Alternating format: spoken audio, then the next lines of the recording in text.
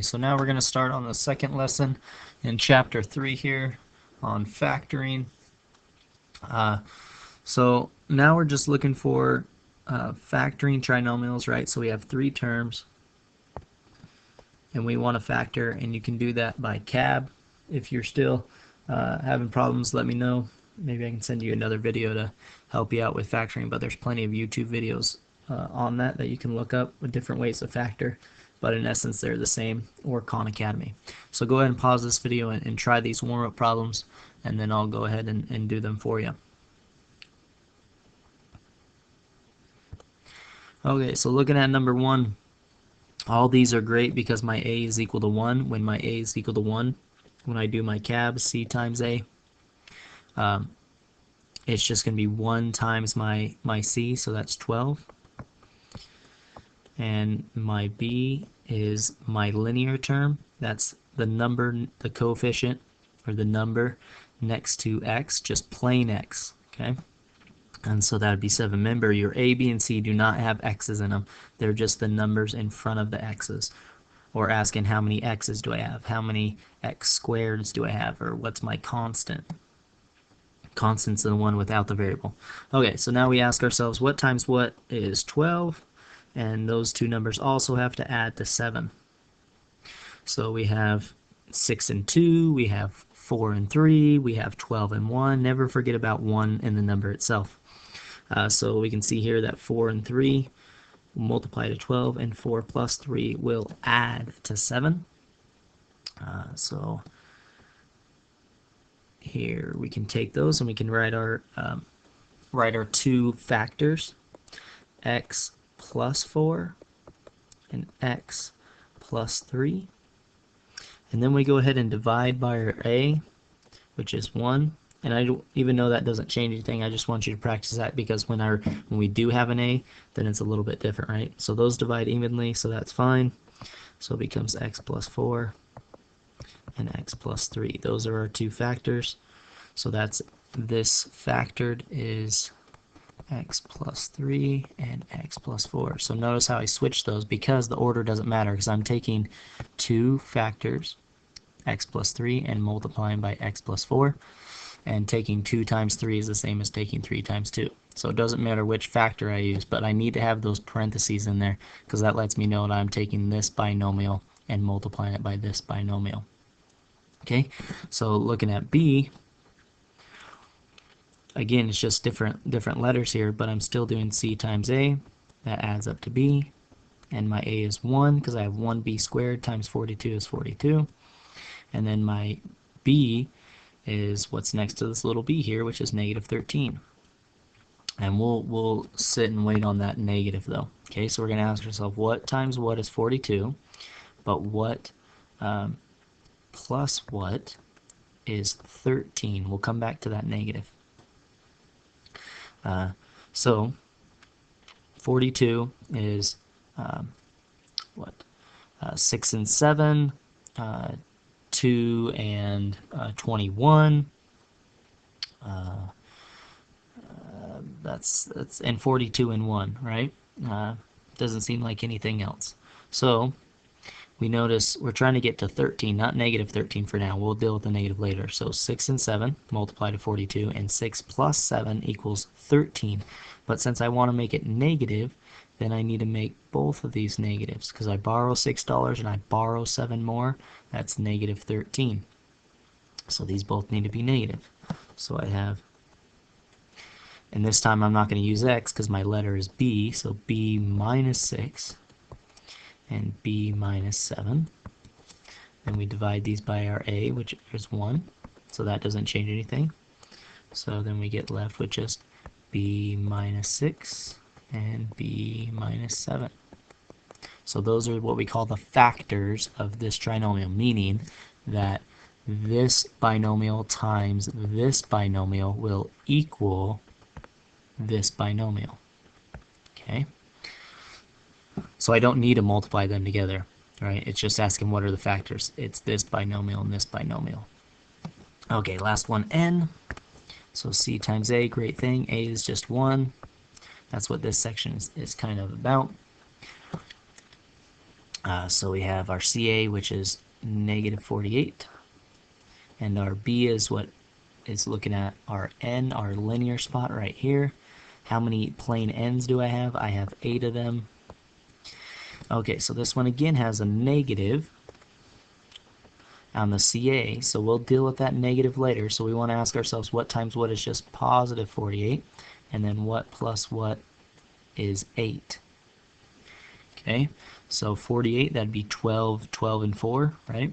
12 and 4, 2 and 24, 48 and 1, 6 and 8, 16 and 3. So we have a lot of different choices, right? So we can start adding those up, all those all those numbers that I listed, and we can see, does any of them add up to 8? Okay. So none of them do, right? 16 and 3, 12 and 4, none of those are adding up to 8. So what we want to do here, because this is negative, and I talked about it in the last video, because this is negative, that means on our B here, we're not going to be adding, right? We're not going to be adding. We are going to be subtracting the 8. So we want to find those list of numbers and subtract them to 8. And we always start with the largest first, right? So we can do 12, or yeah, well, we can do 12 and 4. But I wanted to give some other answers before 12 and 4 because that's the right one. So we can do 48 and 1. We can do 16 and 3. We can do 24 and 2. And then we can go down to our 12 and 4, and then 8 and 6. And I always start with the biggest one because we're really good at just taking big numbers and minusing small numbers. We're fine at that. It's when they get mixed around 1 minus 48 that we kind of forget what to do. So which one of these subtracts to 8? That would be the 12 and 4, right? So 12 and 4. So now I just take the sign. See how it's minus 4? So we keep that negative with the 4. And then we keep the 12. So 12 times negative 4 is negative 48. So we got to our negative 48 eventually. So we got 12 and negative 4.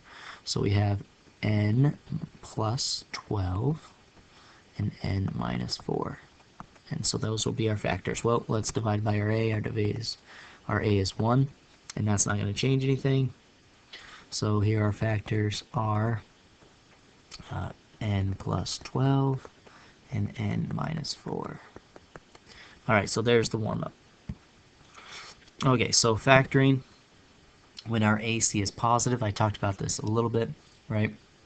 I'm not really concerned about this because I've been talking through it anyways, but so I just want you to factor this. So those warm-up problems we kind of did last time, right, when a equals 1. Now here a is not equal to 1. Okay, so when a is not equal to 1, first we want to look at these 3 terms and see if we can factor out the greatest common factor.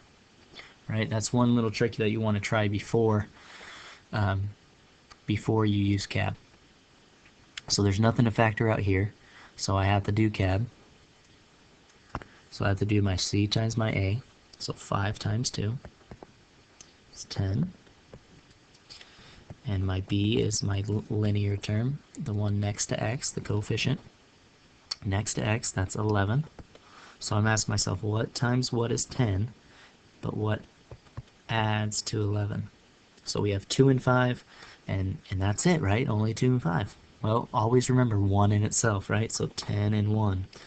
And 10 plus 1 is 11, and 10 times 1 is 10. So now we can list our factors. We're dealing with x here, so x plus 10. So there's one binomial. My second binomial is x plus 1. Divide those by a. That's not going to change anything, so we get x plus 10, because 10 divided by 1 is 10, and 1 divided by 1 is 1. Okay, so there's our factoring of this polynomial. So that means if I would multiply those binomials, I would get back to the 5x squared plus 11x plus 2. So that's a way that you can check it. Okay, go ahead and pause the video and try this one on your own, and then I will start it here right now. Okay, I'm going to check to see if I can divide anything, if I can divide any of these, factor out the greatest common factor. I can't, so I take my C times my A, So I get 30. I take my linear term. I take the coefficient there, 13, so that's my b. So now I ask myself, what times what is 30, but what plus what adds to 13? So we have 5 and 6, we have 30 and 1, 5 and 6, and then we have 2 and 15, and we have 10 and 3. Well, 10 and 3 add up to 13, and 10 times 3 is 30, so we have our factors x, and we're dealing with x, so x plus 10 and x plus 3. We divide by our a. Again, divided by 1 is not going to change anything.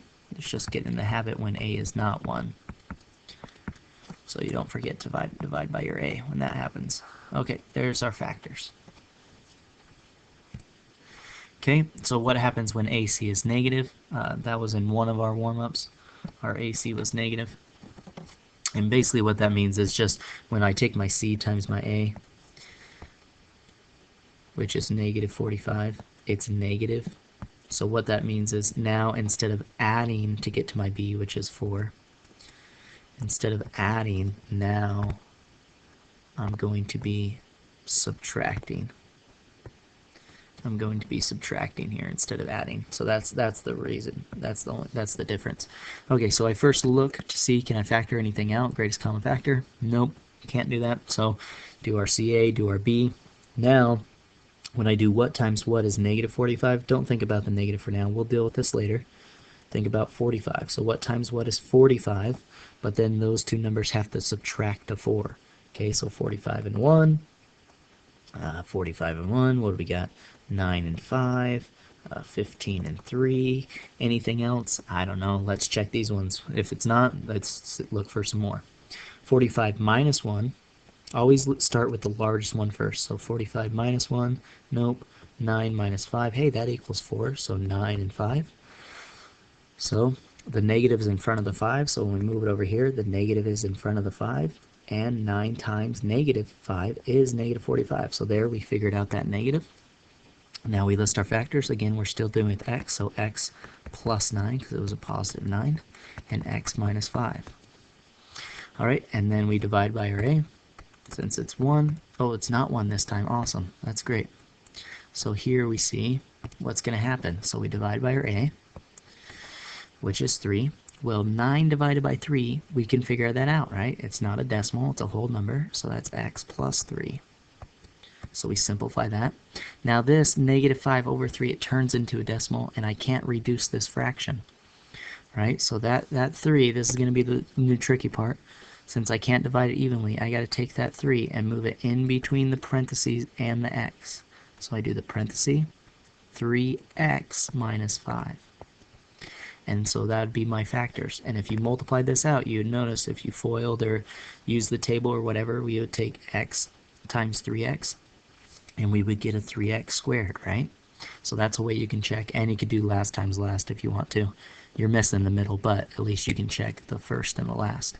3 times negative 5 is negative 15.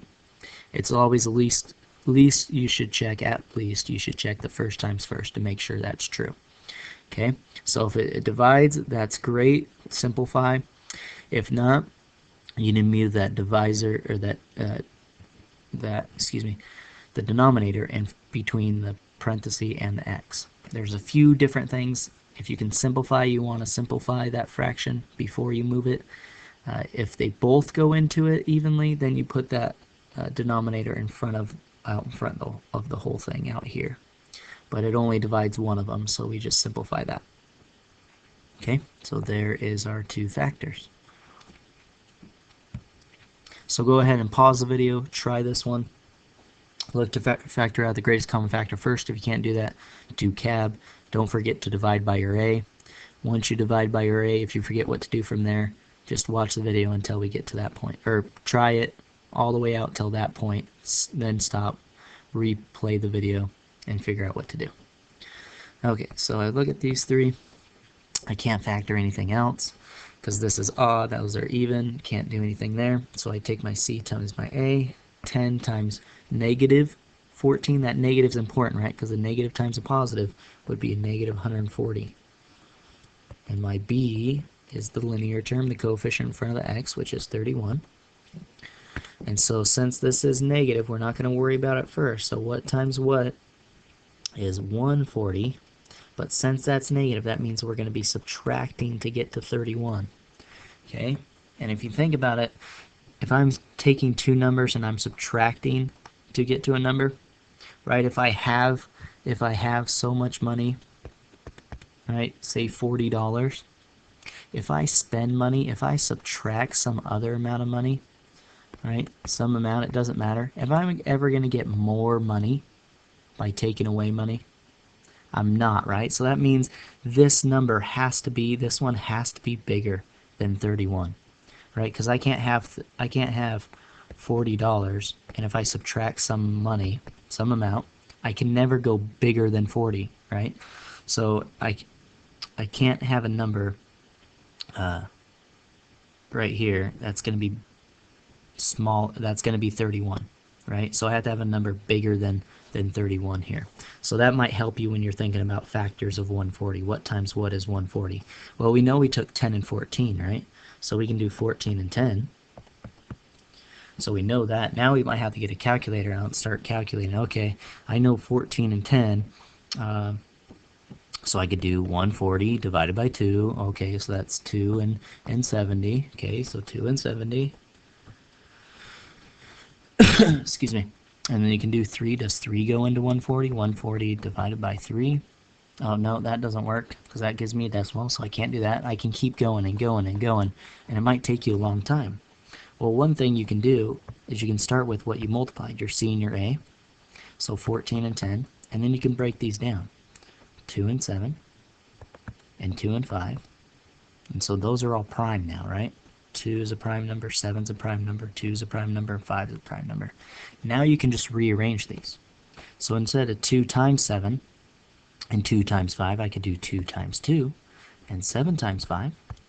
So that would get me 4 and 35. So that means that 4 and 35 are factors. So 4 and 35. I'll always put the big one first. 35 and 4. I could do 2, 7 and 2, and then 5 by itself. So 2 times 2 is 4, 4 times 7 is 28, so 28 and 5. Those are two factors. I could do 2 and 5 and 7 by itself. So then it would be 4 times 5 is 20, so 20 and 7. And you can do more too if you broke these down to 2 and 1, and 2 and 1, 7 and 1, 5 and 1, by putting 1. So that's how you'd get the 140 and 1, was be multiplying everything else and leave the ones by itself. So those are all my factors, right? I could have did 2 by itself, right, which I already did 2, and then multiply 2 and 7 and 5, which is 70. So that's how you can find all those factors without having to use a calculator to take 140 divided by 2, 140 divided by 3, 140 divided by 4. It's going to take a long time, right? If you have a multiplication chart, right, I would recommend, if you have a hard time with this, get a multiplication chart. Usually they're in the back of your notebooks if you have a comp notebook. Okay, so of these lists, let's start subtracting. 14 minus 10, that's 4. So not that one. 70 minus 2. That's 68, not that one. 35 minus 4, that's 31. Hey, there's our number, right? Those are our magic numbers, 35 and 4. So 35, you notice how 35 is bigger than 31, and 4. Okay, so the negative stays with 4 because that negative's in front of the 4, so take the negative with the 4, and then 35. And then if I multiply these, that's where I get my negative 140, so I come back and solve that for that negative, because a negative times a positive is a negative. All right, so now I can go ahead and list my factors, which is x plus 35, because I'm still dealing with x, and x minus 4. Don't forget, we need to divide by our a. So our a here is 10, and 10. Okay, so here's the second scenario, right?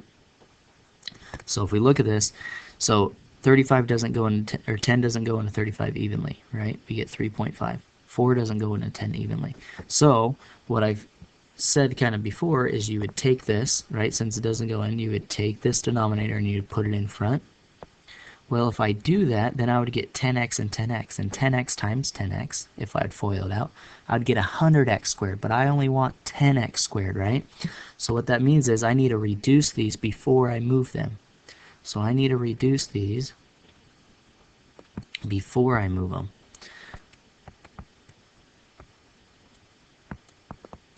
So I need to reduce these before I move them. So what goes into both 10 and 35? Isn't that 5?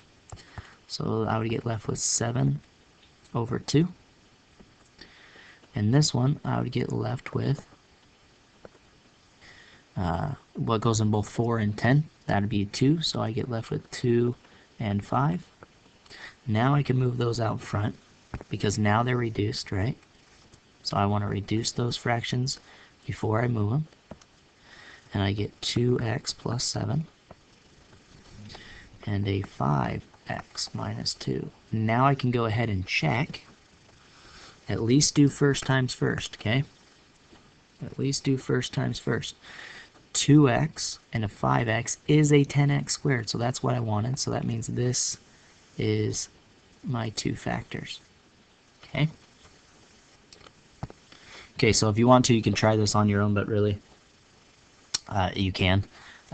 Even though we have a applying problem, it's still the same. You know, we have an area, so we have the area of the rectangle. So we have the area of the rectangle.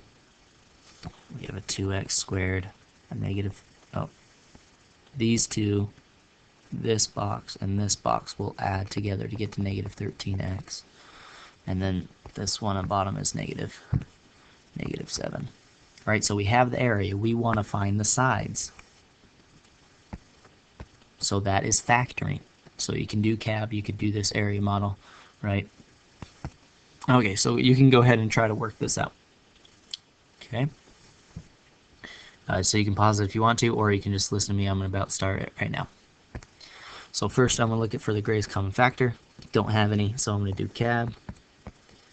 Even if you have a greatest common factor, after you factor it out, you're probably still going to have to do CAB of inside the parentheses because you're still probably going to have a trinomial. Okay, so C times A, so 2 times negative 7. Hey, that's negative, so that I'm not going to worry about it, but that lets me know that instead of adding to B, we are now going to be subtracting to B, right? And my B is negative 13x. So look, we have another negative. Again, I'm not going to think about that. Oops, I wrote an x. That's not an x, right? Your B doesn't have any x's. So we're not going to worry about that negative 13. We're not going to worry about that negative 14. We're going to say what times what is 14. And then what minus what is 13.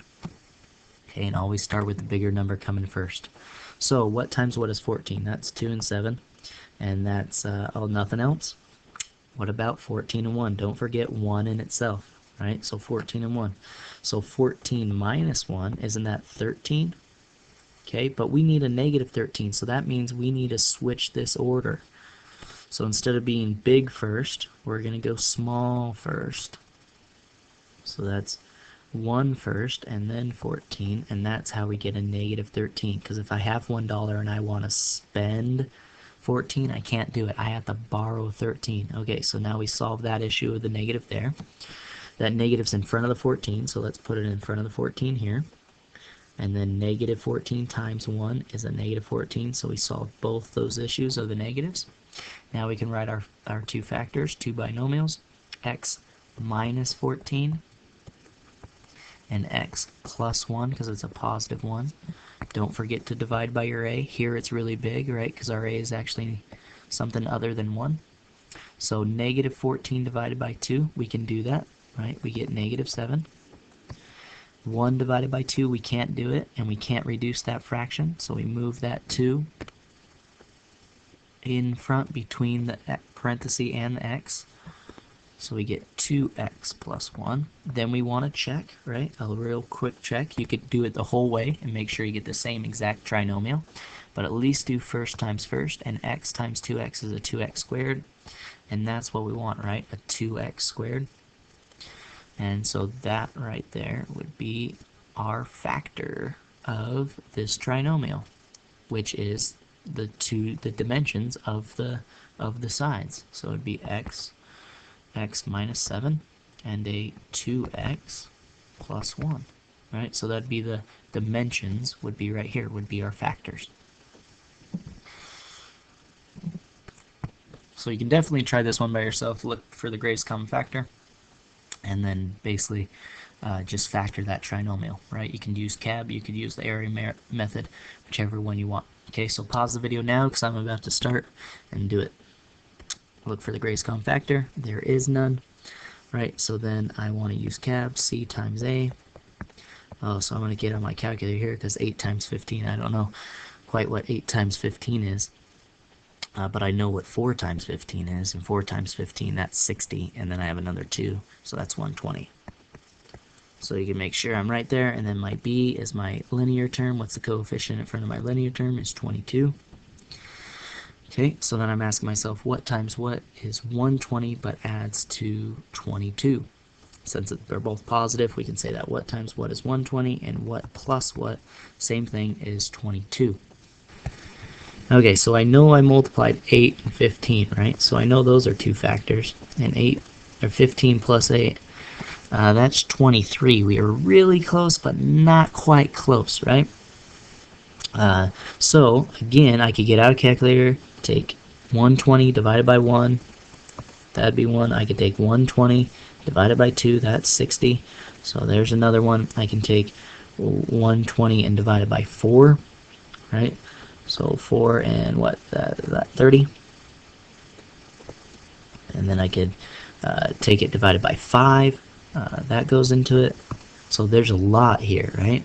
So when you're doing this, you might want to start trying to add numbers, right? And when I'm adding, you think about if I'm adding, that means I'm getting more money, right? So if I take some money and I add some other amount and it equals 22, that means that one of these numbers can't be 22, right? If I'm getting more money and that equals 22, that means that these two numbers have to be smaller than 22, right? I can't have $30 and add some more money and get 22, right? I can't do that. So these two numbers have to be smaller than, and notice 30, 60, 120, 8 and 15 are pretty close because they're both smaller. So we need to keep going, right? 30 and 5 is not going to work either. Or, well, we can track it, right? So it goes 20, 2 is 4, 24, 24 and 5. Those are both bigger. So I'm going to keep on going, right? What about 6? So we can do 6 and 20. All right, so 6 and 20 doesn't work. What about 7? What about 8? So 8 and 15. We get back there, 8 and 15. Let's see if I got my B right, huh? So my B is correct, right? So, well, keep going. So 8 and 15, that was 23. That was our closest one. So that equals 23. Well, we got to keep on going. What about 9? 9 doesn't work. What about 10? 10 and 12. So that's 20. There's 22, right? So 10 and 12. So 10 and 12. So it takes a long time sometimes. You just got to keep on going until you list all of them, until you start repeating. Okay, so then I would keep on going. If I didn't notice that, then I would go to 11, and then when I go to 12, when I got 12, I would go back to 10, right? So I started repeating. When you start repeating, that means you have them all, right? So another way I could have did it was to break down 8 or 10 and 12, or 8 and 15, and then try to find the factors that way, kind of like I did the last example. Okay, so we get dealing with x still, so x plus 10 and x plus 12. So you notice that sometimes it really helps to know what your multiplications are, because then you can do these a lot faster, right? So, but it's going to take practice and going to take a lot of time. Okay, so we need to divide by our a, which our a was 8. 10 doesn't go in 8, and 12 doesn't go in 8. So if I move that in front, then I would have 8x and 8x, and then I would get 64x squared. So that means I need to reduce these, right? So what goes into both 10 and 8? That'd be 2, right? So we get x plus 5 over 4. And x, what goes into 12 and 8? that would be 4, right? So that would be 3 and 2. Let me erase this. Okay, so now we can go ahead and move. Now we can move those denominators out in front between the x's and the parenthesis.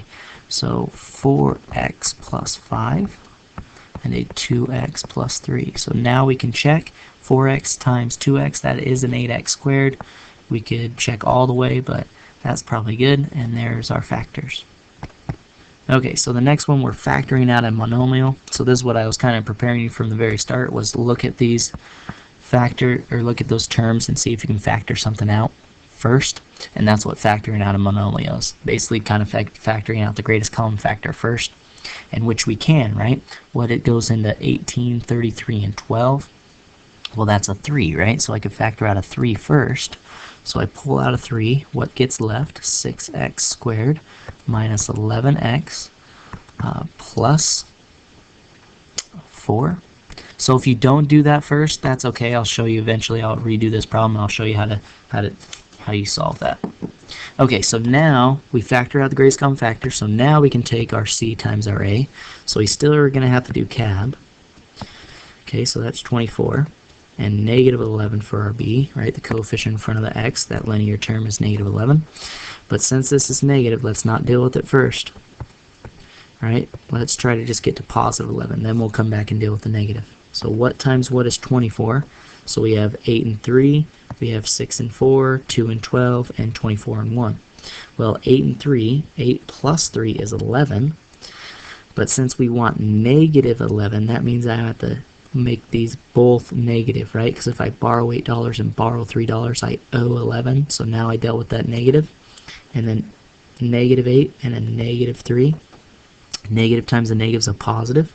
So now we have our factors. We have a 3 is on the outside, okay? So that 3 stays on the outside. And now our two factors. We have, still dealing with x, so x plus, or sorry, minus 8. Minus 8.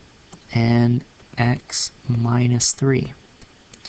Okay, now we divide these numbers. Don't have to divide the 3 by our a, just the numbers on the inside.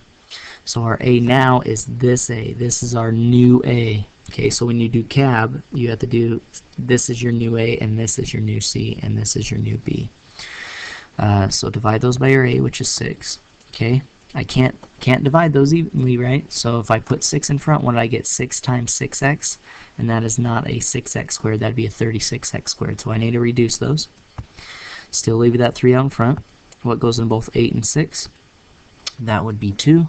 So we have 4 and 3. And then over here, what goes in a 3 and 6? That's a 3. So we have 1 and 2. Now we can go ahead and move these in front of the parenthesis and the x. So we get 3x minus 4 and a 2x minus 1. Oops, do my parenthesis there a little bit better.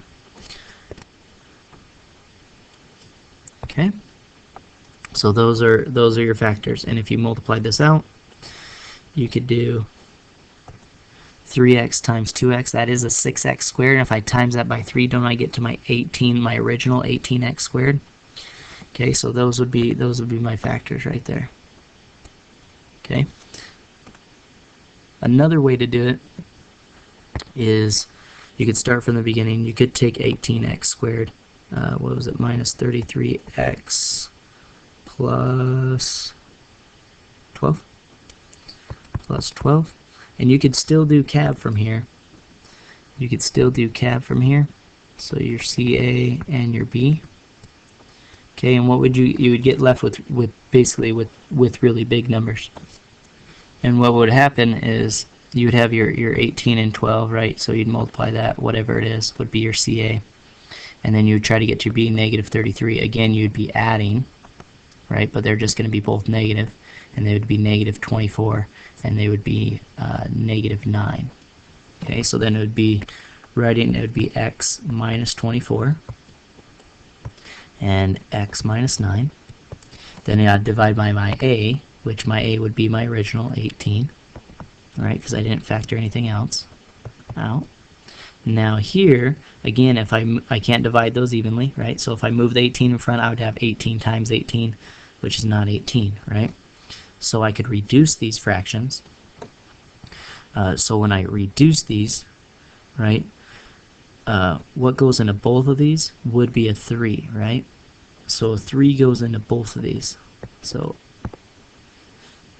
I would get 24 divided by 3 is 8, and 18 divided by 8 is 6. And then this one, I would divide it by 3, and I would get 3, and I would get 6. Oops, not 6, sorry. Oh, yes, I would get 6. Right, so since 3 went into both of those, I could factor out a 3 out of both of those. I could divide evenly by 3 on both of those fractions. That 3 would have to go out front. Okay, so that 3 would have to go out front.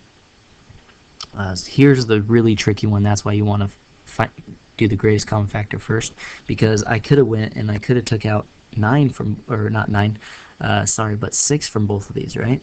Or not from both of them, but I could take 6 out of the first one. So I'd have x minus 4 over 3, and I would have, out of this one, 9, I could take a 9 out, right? So I would have minus 1 over 2. Okay, so you notice when I do this, I get back to these two, so I get those two correct. Okay, so I would get a 3x minus 4. I'd get these two factors correct, 2x minus 1. But when I multiply 3x times 2x, I only get a 6x squared, but I need an 18. So that means I would need to times those by a 3, right? After I multiply 3x times 2x, I get a 6x squared, but I need to multiply that by a 3 to get to 18x squared, so I'd have to put a 3 out in front, and that would be your answer. Same thing kind of with here, because 3 went into both of them, I can put a 3 out front. Now we can reduce those just the same, right, and get our same answers as here. Okay, go ahead and try this one. So factor out the greatest common factor first, and it'll probably be less of a mess for you. Okay, so go ahead and pause the video, try it yourself. So greatest common factor, that'd be what, 4? So 4 goes into all those, so I can take out 4. Remember, you still have to have that 4 in front of your final answer. So we get 2x squared minus 9x minus 5.